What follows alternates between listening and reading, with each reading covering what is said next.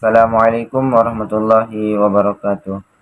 Alhamdulillahirabbil alamin. Allahumma shalli ala sayyidina Muhammad wa ala ali sayyidina Muhammad. Rabbi shrah li sadri wa yassir li amri wahlul 'uqdatam min lisani yafqahu qawli. Baiklah, perkenalkan nama saya Alan Juandri, Program Studi Hukum Keluarga Islam, Fakultas Syariah Universitas Islam Negeri Palopo. Saya akan membahas sepengetahuan saya mengenai tentang bentuk pemerintahan. Nah, sebelum melangkah ke dalam materi bentuk pemerintahan, alangkah lebih baiknya kita membahas tentang apa latar belakang dari bentuk pemerintahan ini. Baiklah, pemerintahan dilatar belakangi untuk mengatur kehidupan masyarakat, menjaga ketertiban, serta memastikan kebutuhan rakyat agar terpenuhi. Setiap negara membutuhkan pemerintahan agar kekuasaan dapat dijalankan secara teratur, hukum ditegakkan, dan pembangunan dapat berlangsung. Bentuk pemerintahan yang dipilih oleh suatu negara biasanya dipengaruhi oleh sejarah, budaya, nilai sosial, serta kondisi politik dan ekonomi masyarakat. Nah, mari kita melangkah ke pembahasannya. Yang pertama, pengertian tentang bentuk pemerintahan.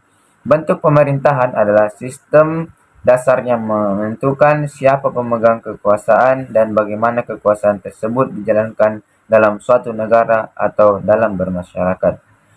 Ada dua bentuk pemerintahan, yaitu sistem monarki dan republik.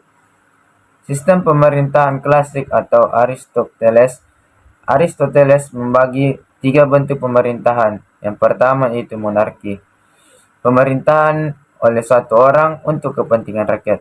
Yang kedua, aristokrasi, pemerintahan oleh sekelompok orang bijak untuk kepentingan umum. Dan yang ketiga, yaitu demokrasi, kekuasaan penuh di tangan rakyat. Adapun ketiga sistem itu, yang monarki bisa berpindah ke tirani, aristokrasi bisa berpindah ke oligarki, dan demokrasi bisa berpindah ke anarki. Nah, penjelasannya, monarki atau biasa disebut kepala negara adalah raja atau ratu. Kekuasaan umumnya diperoleh secara turun-temurun. Monarki absolut. Raja memiliki kekuasaan mutlak, legislatif, eksekutif, maupun yudikatif. Tidak ada pembatasan konstitusi. Rakyat tidak ikut serta dalam berpolitik. Nah, itulah contohnya. Yang selanjutnya adalah republik. Republik adalah pemerintahan oleh kepala negara yang dipilih oleh rakyat bukan berdasarkan keturunan, seperti dengan kerajaan. Adapun macam-macam republik, republik diktator atau kekuasaan terpusat pada suatu orang, pemilu tidak demokratis. Kebebasan berpolitik dibatasi. Republik oligarki. Nah, republik oligarki adalah kekuasaan dikuasai sekelompok elit militer, ekonomi, maupun bangsawan. Pemilu hanya formalitas. Republik demokrasi, kekuasaan di tangan rakyat. Pemilu bebas dan adil. Ada pemisahan kekuasaan trias politika. Pemerintahan bertanggung jawab kepada rakyat. Selanjutnya yang kelima, bentuk pemerintahan di Indonesia. Indonesia menganut republik dengan sistem presidensial.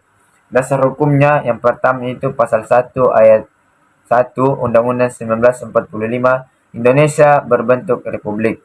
Yang kedua pasal 6A ayat 1 Undang-Undang 1945, Presiden dan Wakil Presiden dipilih langsung oleh rakyat. Ciri-ciri Republik Indonesia.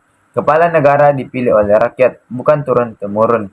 Kekuasaan dibatasi oleh Undang-Undang 1945, sistem presidensial kepala-kepala negara yang diberikan arahan. Adapun demokrasi, Pancasila sebagai pedoman politik negara.